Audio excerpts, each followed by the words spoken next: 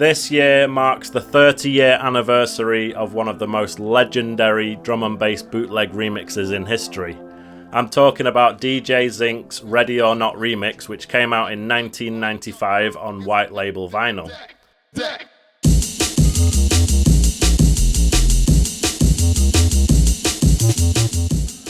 In today's video, I'm going to break down every sample that he used and how he used it to build up this amazing remix. It's all samples.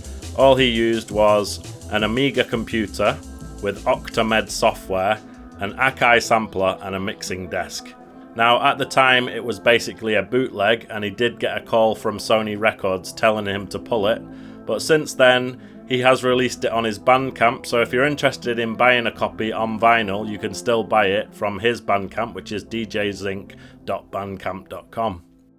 So here's the Ableton Live project that I've made, and as you can see, we've got some groups here for drums, bass and instruments, and the first sample he used was this drum break. It's called Lucille Brown and Billy Clark, Both Eyes Open. So obviously back in 1995 they didn't have the time stretching algorithms that we have today. So in order to get this to the right speed, he will have had to actually speed it up, pitch it up, and you know, it's like speeding up a record. Any voices on there will get squeakier and everything will get more high pitch. So in order to recreate that, I've used the repitch algorithm in Ableton Live, and I've chopped it up into eighth notes and rearranged it into the correct pattern, and it's sounding like this.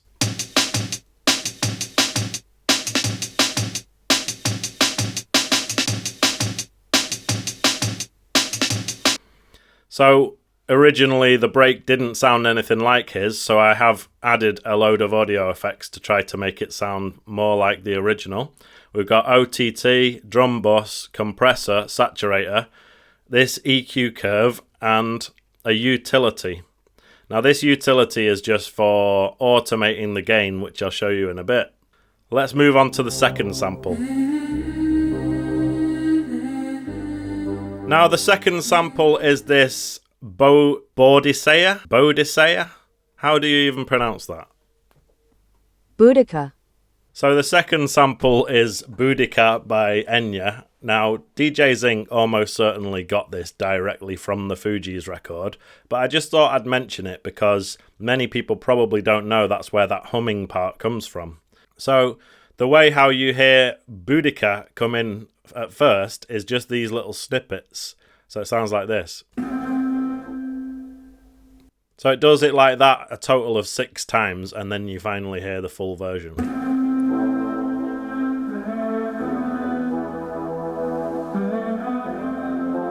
The next sample is a classic break which comes from a tune called Hot Pants, aka I'm Coming by Bobby Bird. We've also got the legendary Think break, which comes from a track called Think About It by Lynn Collins. So together the Hot Pants break and the Think break have been arranged into this sort of alternating pattern that goes like this.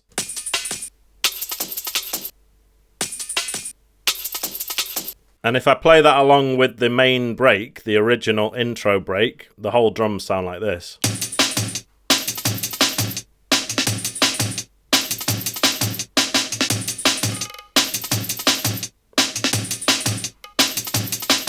The next sample is one of the main hooks of the tune, and it is a vocal sample from Redman, taken from the Method Man and Redman tune How High. While the planets and the stars and the moons collapse, when I raise my trigger finger, all y'all niggas hit the deck. So the first time you hear Redman, it's just this simple snippet. When I raise my trigger finger. And then the second time. When I raise my trigger finger.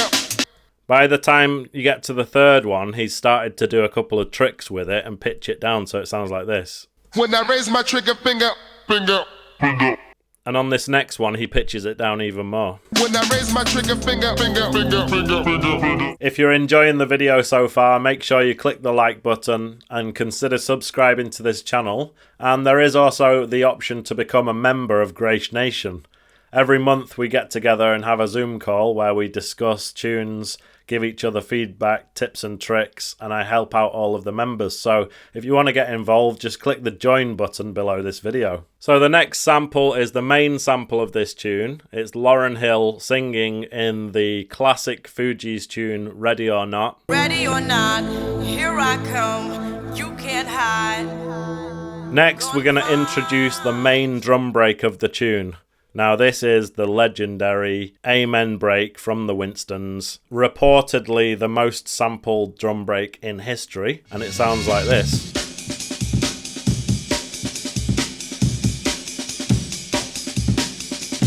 So what I did is, just like with the other breaks, I've used the repitch algorithm to get it to the right speed, and that's obviously pitched it up as well. People who watch my channel, who've seen my tutorials before, will know that I really love this one slice here, which is just a basic ride cymbal by itself. So he's rearranged the slices so that it doesn't really use that much of the 16th note shuffles.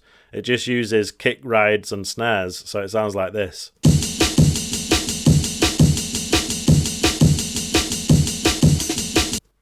Now there is a little shuffle there. I noticed that DJ Zinc's version has a lot more low end in the Amen kicks, so it's time for me to introduce our next sample, which is the 808. So for those who don't know, the 808 has become the absolute staple for sub bass in a lot of different electronic music genres, including jungle and drum and bass. And it comes from a drum machine called the Roland TR-808. Now, it was originally a kick sound, but it was a kick that happened to have a lot of sub bass, and it's basically a sine wave. So if you put it into a sampler, it basically makes the perfect sub bass. So what I've got here, the first time you hear the 808, it's a very clean one, and it just does this. So let me solo that so you can hear it. Now you will need good headphones or speakers to be able to hear it, but it just does this. And if I layer that with the Amen,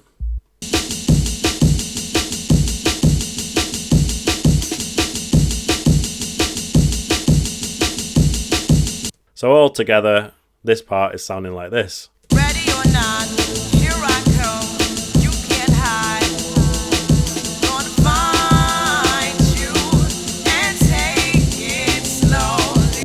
There is also another sound which I've not spoken about yet, and I'm sure that he must have used a sample, but I actually used a synth. In fact, I used a sound from Ableton Live called Sweeper Sage Pad. It's like this haunting pad that goes along with the Fugees sample, and by itself it sounds like this.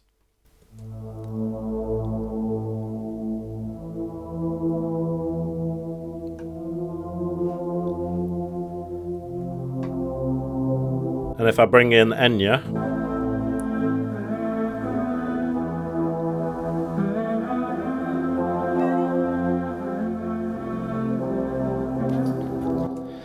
going back to talking about the 808, we've got, as you might have noticed, we've got 3 different channels of the 808, and they basically represent different levels of dirt. So 808.1 is relatively clean, and that one was specifically just for layering underneath the kicks of the Amen break. Then we've got 808.2, which has, if we look what it's got on it, it's got the saturator on analog clip mode, and it's got some EQ8 just taking out any top end or click just to make sure that it's just bass. And this is what the 808's looking like. So before I was telling you that it's basically a sine wave, so for the people who've never seen what an 808 looks like, it's like a sine wave that gradually gets quieter. So it starts off with this little bit at the beginning, which is kind of like the knock of a kick, and then it turns into a sine wave, and then it just gradually fades away. And if I play you this 808.2 with the saturation on, this is what it's sounding like. So this is before the drops even happened, right? So this is still just to layer with the Amen break to reinforce it, and it sounds like this. Ready or not, here I come, you can't hide. Gonna find you and take it slow.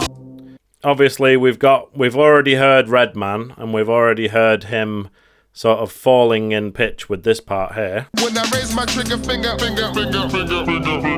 But there is another Redman part just before the drop, which actually has a cuss word beeped out. Now, the version of the sample that I had was the full uncensored version, so I did have to synthesize my own beep. So let me play that for you. Slowly, slowly, When I raise my trigger finger, all y'all niggas hit the deck. Alright, so the beep is actually Vital Synth, and it looks like this. So it's basically a basic shape, which is the sine wave. I did mess about with the envelope a little bit, and I listened to the original track many times to hear what his beep sounded like. So I got the exact right pitch, and we've got the saturator to dirty it up a bit, and it also does have a bit of delay and reverb on it. And we've also got the tape saturation to dirty it up even more. You might have also noticed there that Lauryn Hill is kind of falling in pitch, so I'm going to show you what I did there.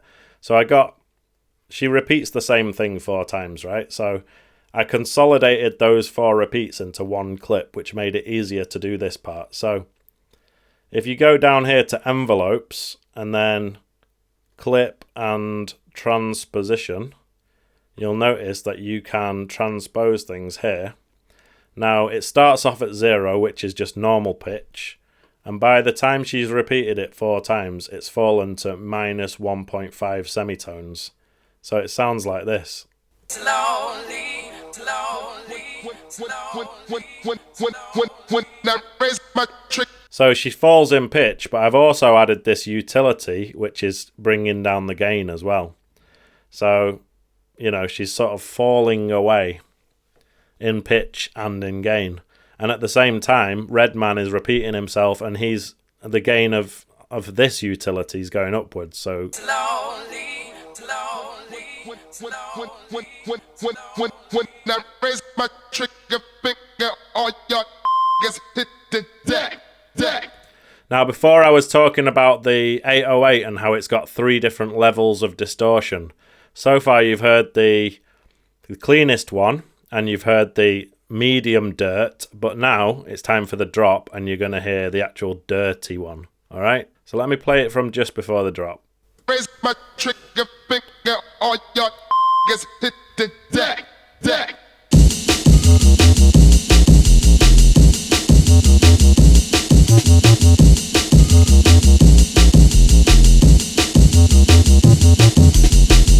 So at the end of the 16-bar section, we've got Redman again. Raise my trigger finger. And then we've got the Hot Pants and Think Break. They make a return. Now, this might not be chopped in the exact way that he did it, but you know the pattern of this tune is sort of going kick, ride, snare, ride, snare. It's not really used as shuffles, So I've tried to do the same thing with these breaks, so they're sounding like this. And all together. And then you'll notice there's this section here that's dark purple and dark blue, and that's where he does actually bring in the shuffles, so it goes. So at the end of the first 16-bar section, Redman comes in again. When I raise my trigger finger. And then at the end of the second 16-bar, we've got Lauryn Hill. ready or not. Now, it's at this part of the video that I have to make a bit of an admission. There is one sample that I wasn't able to find, and I did do a lot of searching, including Dogs on Acid, including Reddit. I asked ChatGPT. I've done all sorts of Google searches, and it's a hip-hop sample where the guy just goes dope, dope, dope, dope, dope, dope, dope, dope, like this. And I couldn't find it, unfortunately. So if you do know where that sample came from, make sure you leave a comment down below and let us all know, because I've been dying to know where that came from. So as I was saying, the second bass section is the cleaner part.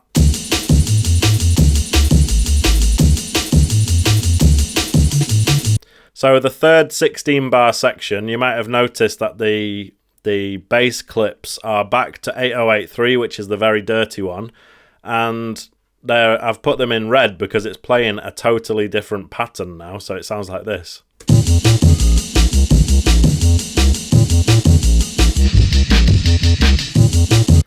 I should probably tell you about that part there. So the amen break just goes down in pitch for a second. So you can see that I've consolidated this into one clip, which made it easier to pitch it down, and then cross-faded it from the high pitch to the lower pitch and then back again. So it goes like this.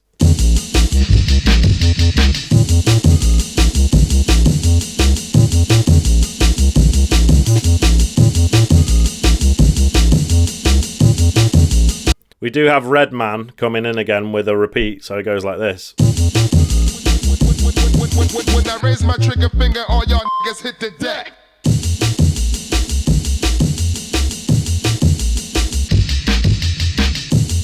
So I was saying before about the haunting pad and the way how I learned of its existence, and it's basically at the end of this section here, just before we go into the breakdown with Lauryn Hill again, we do have this haunting pad. So it sounds like this.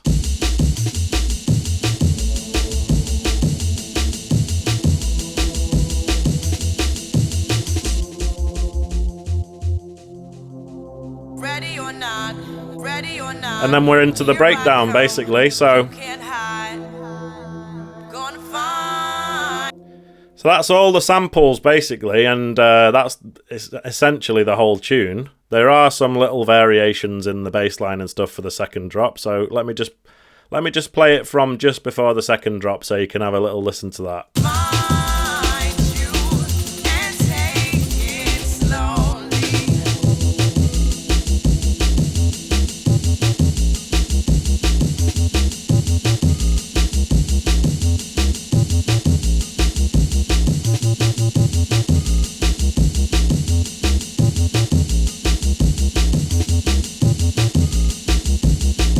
When I raise my trigger finger, all y'all niggas hit the deck.